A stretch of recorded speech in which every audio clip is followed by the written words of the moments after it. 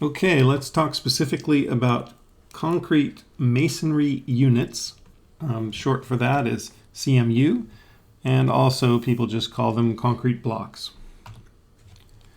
So Angeles is a big producer in Southern California. They make a lot of the more decorative or fancier concrete blocks with different colors and different textures and different shapes. You can even order custom blocks. The concrete block that you see at Home Depot or Lowe's is typically kind of the most utilitarian, meaning it's just gray, it's just smooth, and they're focused on cost. That's usually done by other companies. Here's three of the more common ones. You may have seen these kind of slump stone, right? So from the side, the wall kind of has a little bit of this kind of adobe sort of look to it. Maybe not as popular these days, but looking around different neighborhoods, you'll see that kind of slump stone. It comes in a variety of different sizes. And the precision is what they call the standard block. Some people call it a smooth face, and it comes in a variety of different sizes. Split face is really interesting because it has this rough texture here. And when they actually make the split face blocks, they actually form two blocks together as a single solid piece. And then they have a machine like cleaver that kind of slams it on the top right here and causes it to fracture and break into two pieces. And so there are two pieces in the world that could actually fit together. But the pattern of the texture and the kind of lumps of the which parts like pushing in and sticking out, like that's completely unique to the split that happens, and no two splits are the same. So when you take those split face blocks and build a wall out of them, you don't see any repeating patterns. It truly looks like a unique texture. So for the precision, that's the most common one. The most common size that we use for buildings is this 8-inch by 8-inch by 16-inch, and people just say 88/16. Just give me some 88/16s. Some other sizes that are also made are like a 6-inch wide block, which would be a little bit narrower, right? 6 inches in this direction, and then 8 inches in height, and 16 inches in length.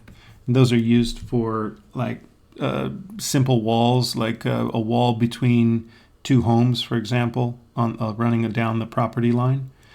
There's also an 8 by 4 by 16. There's also a 12 by 8, which is a much wider block. As far as that modular size goes, the most common being the 8 by 8 by 16, that is what we call the nominal size, and that is going to include one thickness of mortar, or we could say half a thickness of mortar on either edge, or top or bottom. So the actual block measures 7 5/8 by 7 5/8 by 15 5/8. So what's happening is the block has an additional 3/8 of mortar on either end, on the top and the bottom, and adding that 3/8 plus the size of the actual block is what gets us to the 8-inch height. Same thing in this long direction, right? It's 15 5/8 from there to there, but when we add in that extra 3/8 bit of mortar that's on one end, or we could say we're going to add half a mortar on this side and half a mortar thickness on this side, that is what adds the 3/8 to get us to the final module size of 16 inches. Here's the illustration of that in another view. So this is a side view elevation of a wall here, and then plan view looking here. So the traditional 8 by 8 by 16, if you look at the dimensions very closely, you can see the 16 inches is measuring to the outer edge, which includes the mortar thickness. And then this is the actual block size measured from corner to corner of the block. And so the thickness of the wall is actually 7 5/8, because of course there's no mortar placed on the outside edge of the wall. The mortar is placed on this side, and also on the top and bottom of each block. So the 88 by 16, or what we call an 8-inch thick concrete masonry wall, actually measures 7 5/8. The half module, or half a block, is an 8 by 8 by 8, and it's basically just saying, well, I'm going to just take this part right here. That'll be my half module, and that's the same thing, 7 5/8 in all directions. So width, length, and height, and then adding the mortar on one side gets us up to the 8-inch dimension. So here's a quiz for you. I want you to take a few minutes and figure out what all these are. So pause the video, try to figure out the distances for each one of these.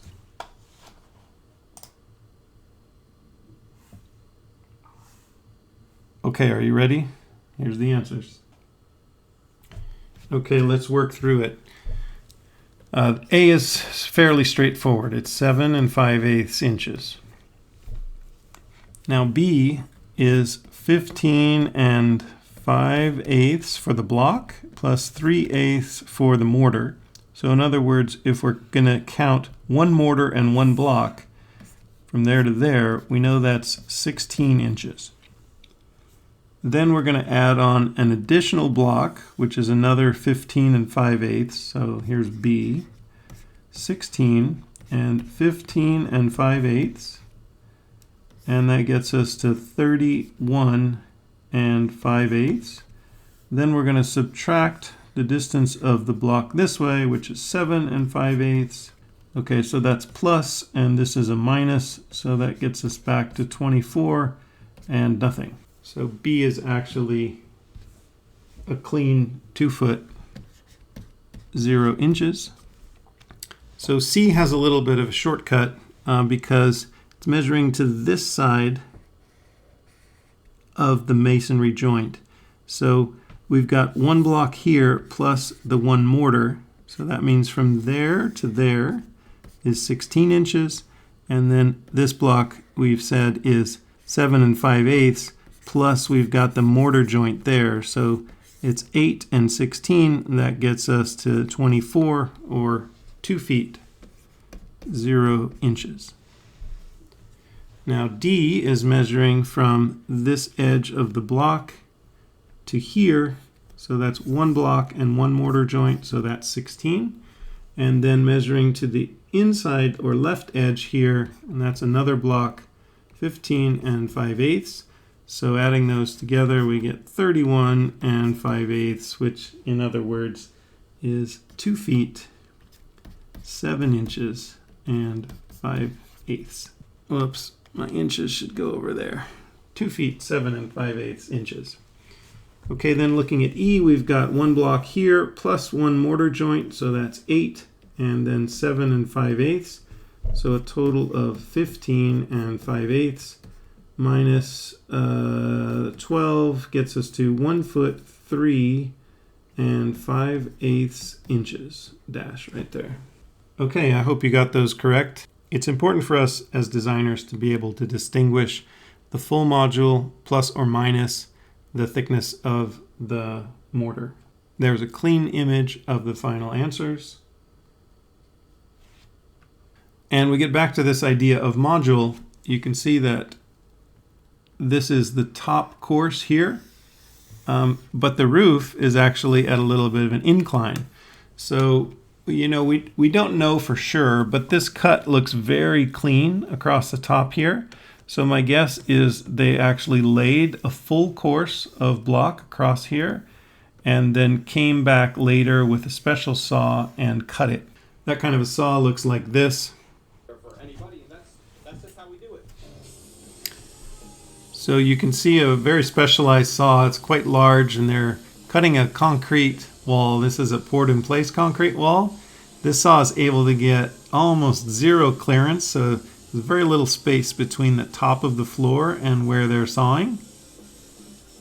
And you can see there's water involved that keeps the saw blade lubricated, also keeps the dust down. So they'll go back and forth. Occasionally you see some sparks coming there. That's because they're running into rebar and cutting through it. Everything went really well. This concrete is really hard because this is We'll fast forward a little bit. They're gonna do a vertical cut here. And totally handheld. It's kind of amazing he's able to hold it that straight. And just going back and forth until it gets deeper and deeper, and finally they cut all the way through.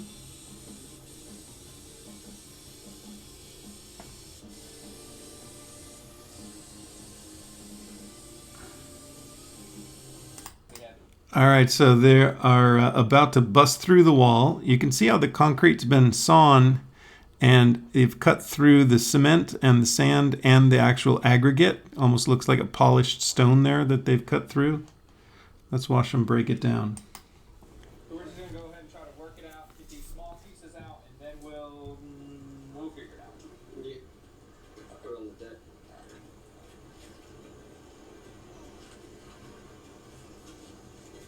All right, my end about to go. Just ready? Yep. The camera's shaking. I think they hit the tripod. Oh, here it goes. Kaboom.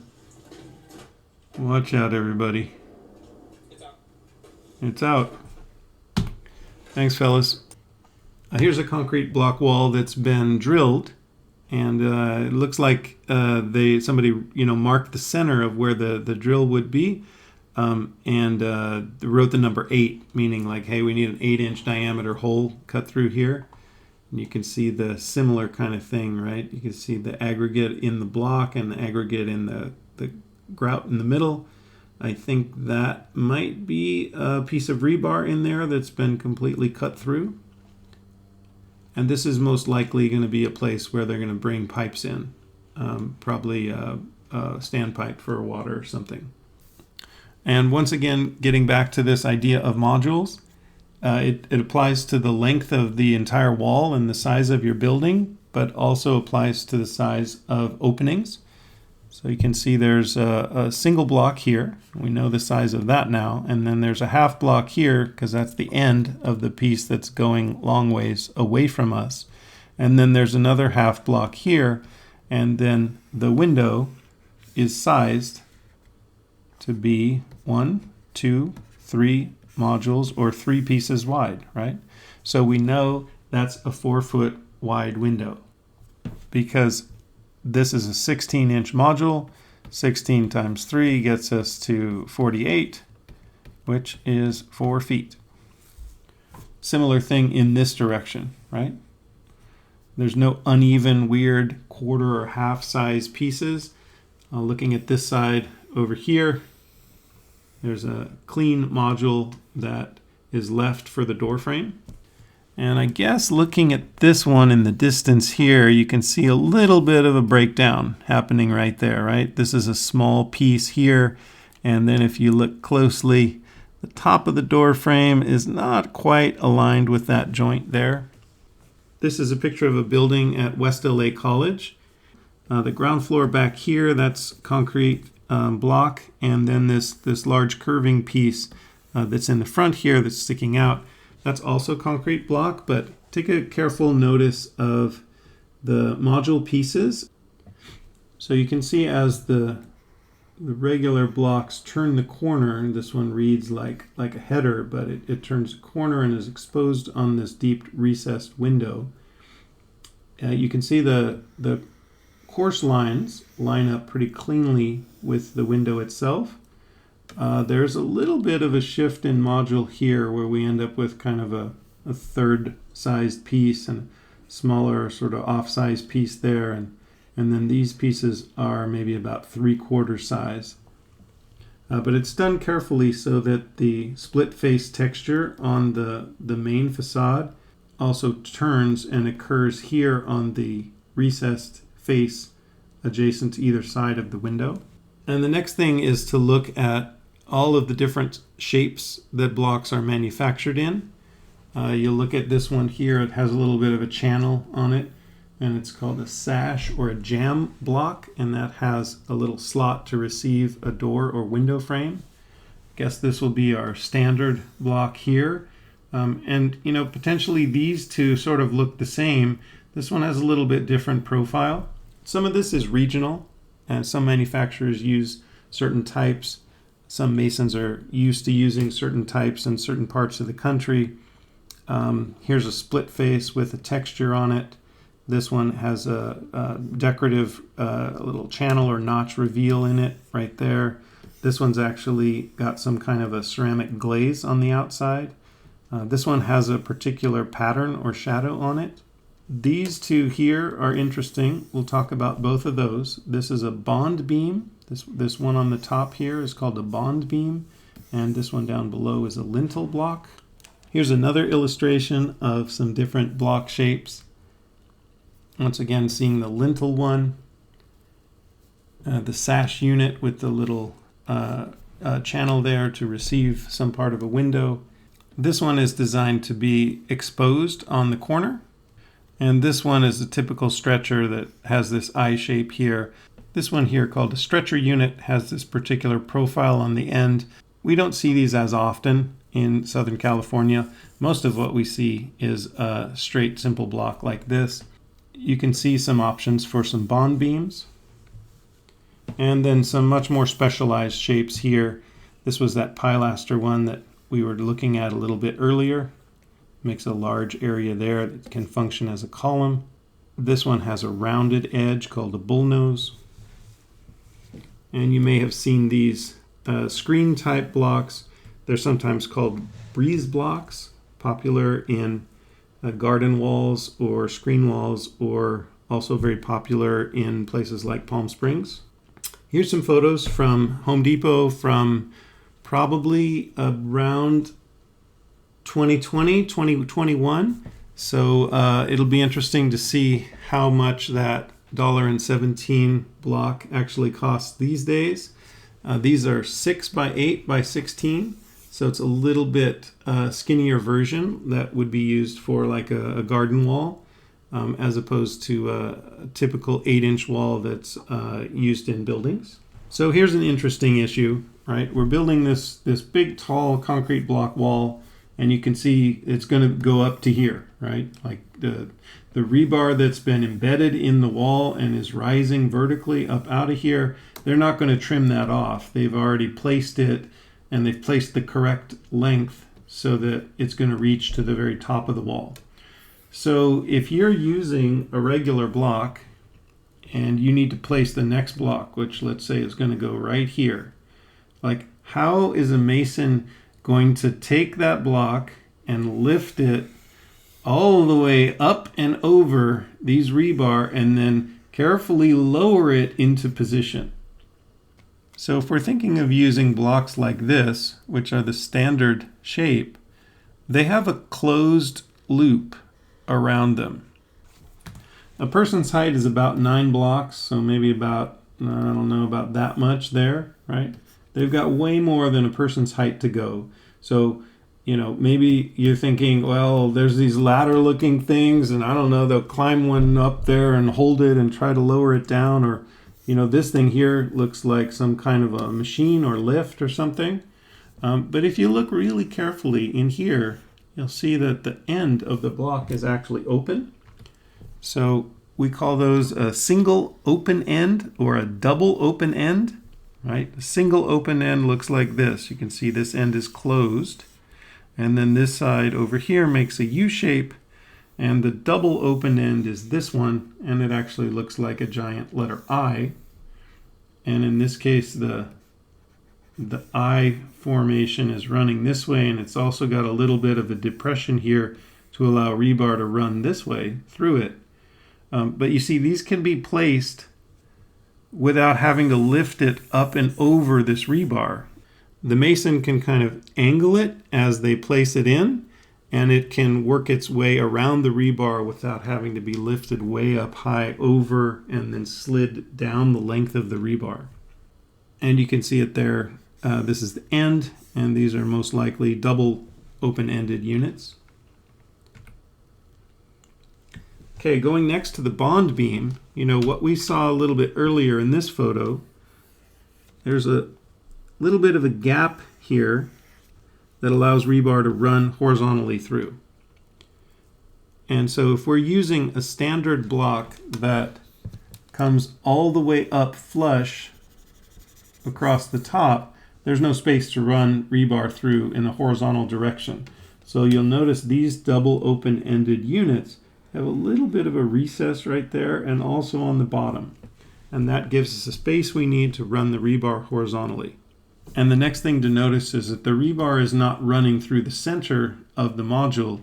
The rebar is going to be running near the top up here because it's resting on this little bit of a notch, and it's going to lay right there. So when we look at a wall in elevation, there's a particular position where horizontal rebar gets placed. So that's called a bond beam, and you can see it happening here. There's a little bit of a U-shape notch that's being made. The rebar is running horizontally through there, and later this all gets filled up with grout. And sometimes manufacturers will make a block that's called a knockout, and it looks like this. It has a little bit of a void or a slot here, and so it could be used as a regular like full block, or if the mason says, oh well, we need some bond beam blocks, they can just literally whack this piece right here with a hammer and it'll break across there, and you end up with something like this where there's that U-shaped notch, and then you can lay your rebar in there and it can run horizontally. There's another example. You can see how rough this is here, probably because it's been knocked out by a mason with a hammer. Here's another example of a bond beam that you can see it's running all the way around. There are also these little metal clips that are available. They can be placed into the wall, and remember the next layer of mortar will go on top and help lock that little wire into position. But they hold rebar in a particular place. There are regulations on making sure that the rebar is in the center of this void. Like, for example, you can't have the rebar way over here in the corner. I don't see these used very often in Southern California. Usually the rebar is just tied into position and it's kind of close enough to the center. And sometimes the masons will physically like move it with their hands and bend it a little bit as the grout is being placed to make sure it's positioned in the center of the void cell. That block that we saw a few slides ago is called a speed block, right? Meaning that, well, if I want to be able to place it anywhere and I don't want to have to worry about lifting it up and over rebar, I'll get this double open-ended one, right? It looks like an I shape. And they go, well, what if I'm not sure where I'm going to use it? So then I want to also have the ability to knock out this piece right here in case I need to run rebar this way. So that gets us to kind of the combination of open-ended plus bond beam equals the most versatile block, and they call it a speed block. And it's basically that open-ended I shape, but it has a reduced centerpiece here, so you can run rebar this way. You can also like angle and place it into position if there's vertical rebar in your way, and so this one's highly versatile and can be used in a lot of different situations. All right, moving on to a lintel. So if you remember the structural system that we call post and lintel, basically a post is a column and a lintel is a beam. So we might say post and lintel, but we might also say column and beam. Essentially, when we are forming a window or an opening for a door, we will need some temporary formwork, and in this case you can see it's wood down below here. And that wood is going to support these blocks. And we talked a little bit before about how concrete and stone are not strong in tension, very strong in compression, but not strong in tension. So in our modern systems, we will use rebar to carry the tension, and that's what allows us to span across here with more blocks, and those blocks essentially are open like channels or U-shapes or voids in the middle, and that gives us space to run rebar running horizontally through here and then fill this entire U-shaped channel with grout and concrete across there. to make it function as like a concrete beam. So this isn't the greatest picture here, but you can kind of see this is more of like a V shape, right? Like this one here is more of kind of like a U shape. This one looks like it's actually more of a like hard kind of straight angled V shape. But the idea is that we're using the concrete block almost like a form. Like the block itself isn't helping us span over this window or this doorway. It's the concrete inside, or the grout inside, with the steel rebar inside of there. And so in some ways, the concrete block is just acting as a form. And when you think about it, you could think of a standard wall with the voids or the cells here that get filled with grout and concrete. You could think of the concrete block also as a form that is just serving to hold the grout and rebar in position. The concrete block also has appearances and durability on the exterior. It also has some structural value. Here's another view. This is a deeper lintel. So this one's actually like a double tall, right? And it's internally has a U-shaped profile like that. And there'll be rebar running across here. And that rebar is going to connect in to the wall on either side. And then later, you can continue building up here. They'll come with a wood sill plate on top of these anchor bolts, and then it's going to be a wood structure from the top of this wall going up. Here's another one showing a temporary form that is holding the lintel in place. And when you look at this, you wouldn't know that this block here is shaped any differently than this block, right? Well, you guys know, right? Architects and contractors, we know that this one is a lintel block that has a U-shaped profile. And then these here are the standard blocks that have the vertical void cells running that direction. But on the outside, it just looks like a uniform facade. Here's another image. You can see these oddly colored blocks here for this half module. I've looked at this picture a few times. I took this picture. It was like a kind of Best Buy kind of store under construction. And I'm pretty sure that they just had some extra reddish brown blocks laying around, and they're like, well, let's just use them. Because knowing that this entire facade is going to be stuccoed or furred out with wood later on, they weren't concerned about the appearance. So they just decided to use up the blocks that they probably had left over from another job. These are some alternate ways of making lintels or openings over doorways or windows. Sometimes they will use a steel angle and two of them back to back like this, and that allows enough strength to hold the brick or masonry in place. Then they can come back later and fill this area with concrete or grout. Sometimes they'll do it with a vertical soldier course so that it articulates the doorway, kind of like maybe what you would see in an arch system.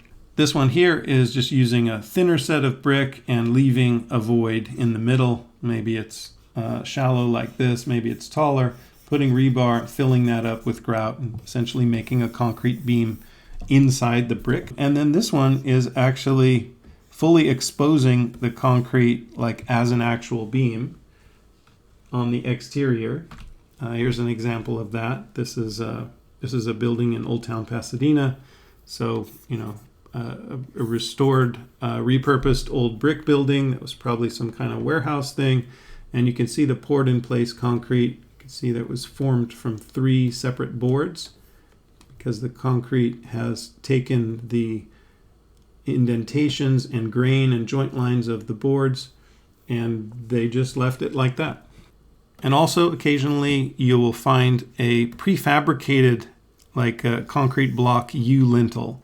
So this also has internally, the U shape here, but instead of being many small blocks that has to be assembled with mortar and another one with mortar and mortar and mortar, right? It's a single long piece that gets made in a factory, and you can just set it up here.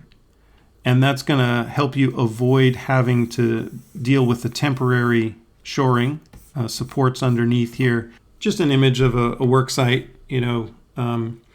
I guess it's common that the mason, most skilled craftsman, and the mason is the one actually doing the troweling and placing the blocks.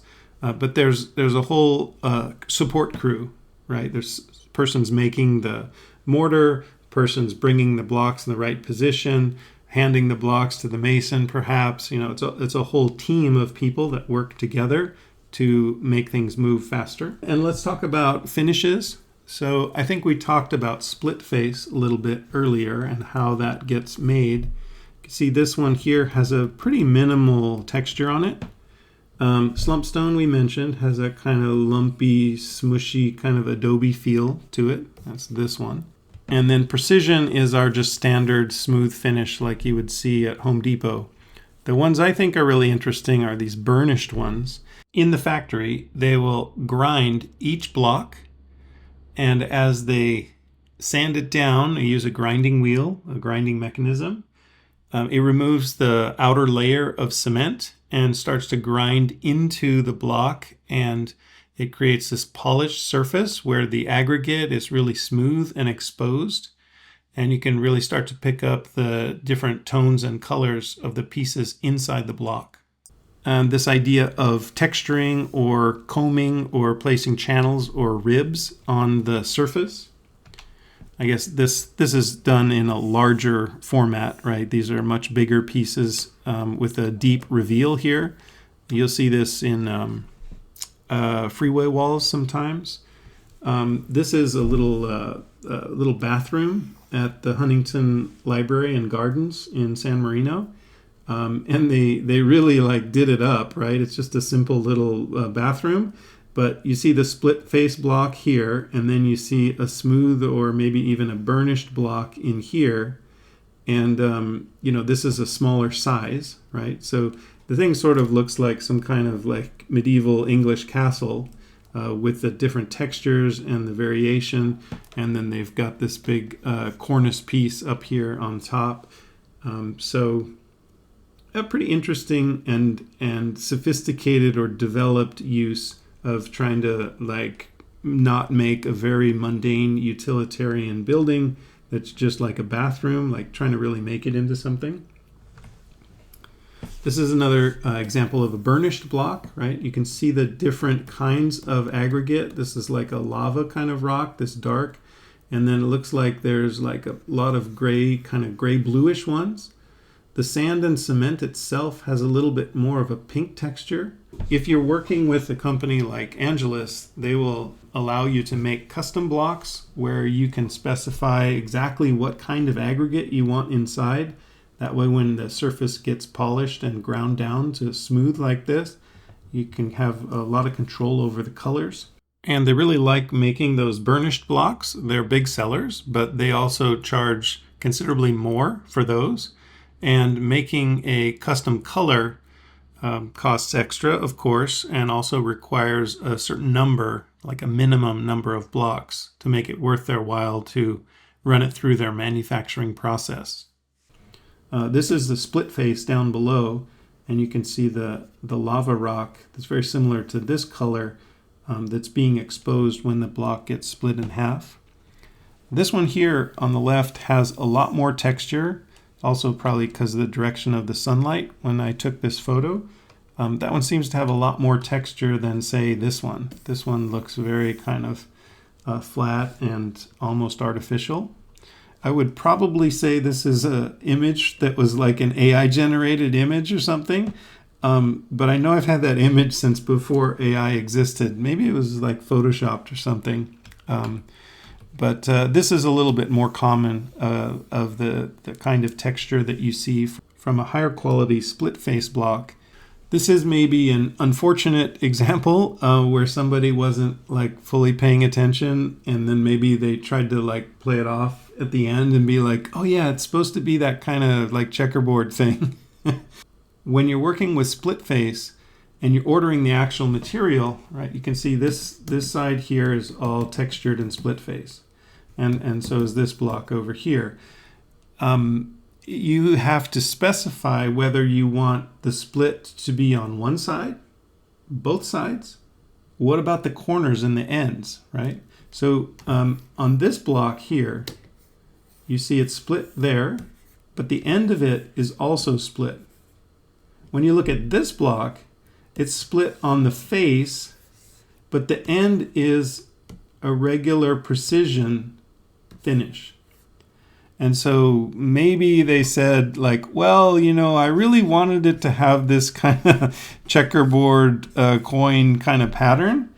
But I think because we can see that they were able to get some split face blocks that were split on the face and split on the end of it, that they probably didn't order the right amount, and they probably just used a standard split face block here on the corner, and they ended up with a non-split face exposed on the main facade. So it's probably a mistake, or probably didn't order the right stuff and they just decided, oh, it'll be okay, nobody will notice. And to be honest, probably nobody notices except for architects and designers. Here's some other examples. This is a high school building, and I think it's bathrooms and some other functions inside. But, they're making some attempt to take the split face and do some striping or banding. There's also a different tone down here on the bottom. It's a little bit darker color, and then a much brighter, whiter block here. This building on the right is the Performing Arts Center at Cal Poly San Luis Obispo. And believe it or not, I actually worked on that project many years ago for about 3 hours only as an intern. But it has a pretty unusual concrete block pattern. And so if you look at the building, it's got these diagonal stripes that are revealed, pushed in and pushed out. But what's interesting is like looking at the individual blocks. So here's one, right? That's one block. And then this triangular piece of it is actually like pushed forward, like coming out at us. And then next to it here, it's actually the reverse, right?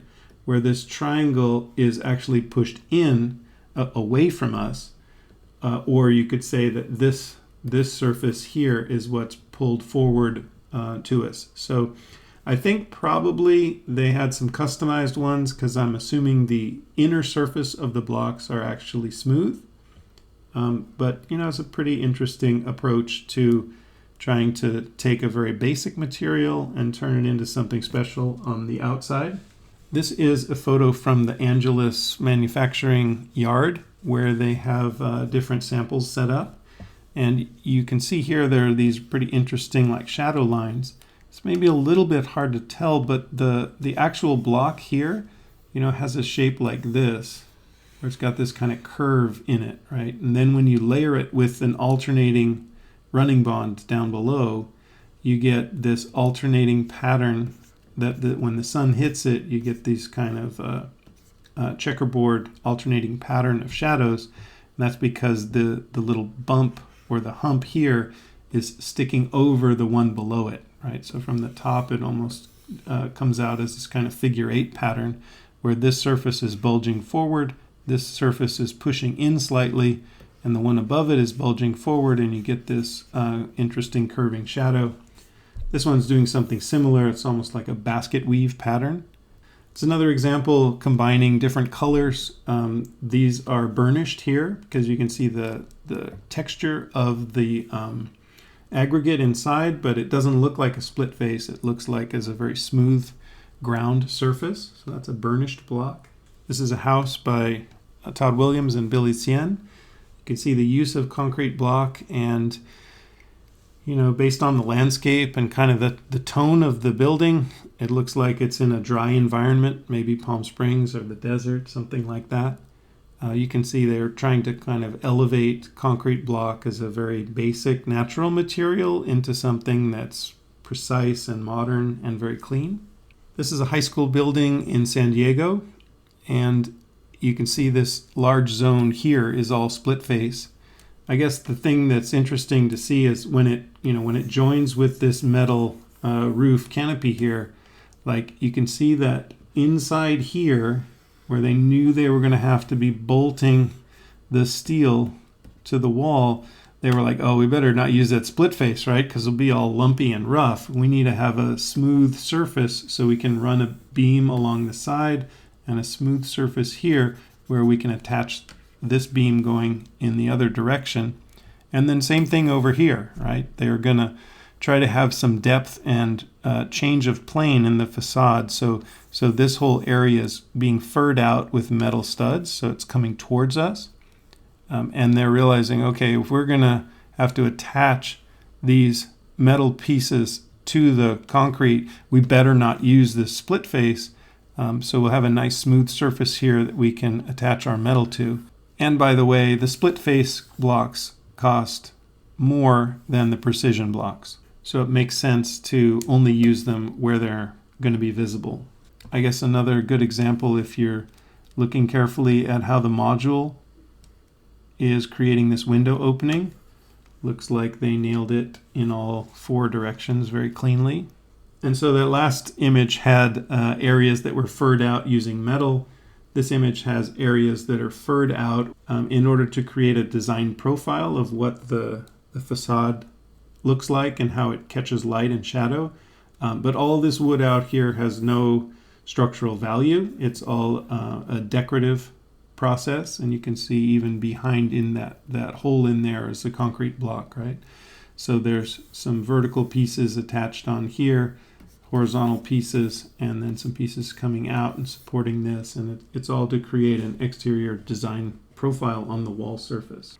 And here's a few images that are showing two-dimensionally a wall section over here on the right, and then a photograph of something very similar on the left. So in this case, it's a concrete block wall that is accepting a wood rafter roof on top. You can see up here there's a double top plate. There's an anchor bolt being cast into the wall itself, getting bolted at the top, the rafter piece coming down with the bird's mouth notch in it. And in the image on the right, this is a multi-story building. You can see there's a pocket here where they're casting a bolt into it so they can attach a ledger.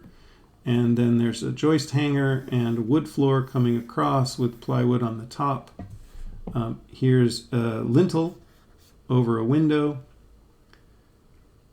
And then down at the bottom, this is looking like a wood floor joist, although in this photograph it's a concrete slab on the floor. Here's one that's more of a metal structure, so you'll see a metal joist running across here, a metal truss, and a metal truss running across here. And in these images, the way the top cord actually inserts into a little pocket in the concrete block. There is a brick withe on the exterior that you see here, and the image on the left actually shows rigid insulation in between. And I don't think there's any insulation in this wall section. That's just mortar that's bonding the two together. So take a couple of minutes and read carefully through each item here that's being called out and try to imagine, like, three-dimensionally how all those pieces fit together. Here's one more. This is just a concrete block with no brick on the exterior.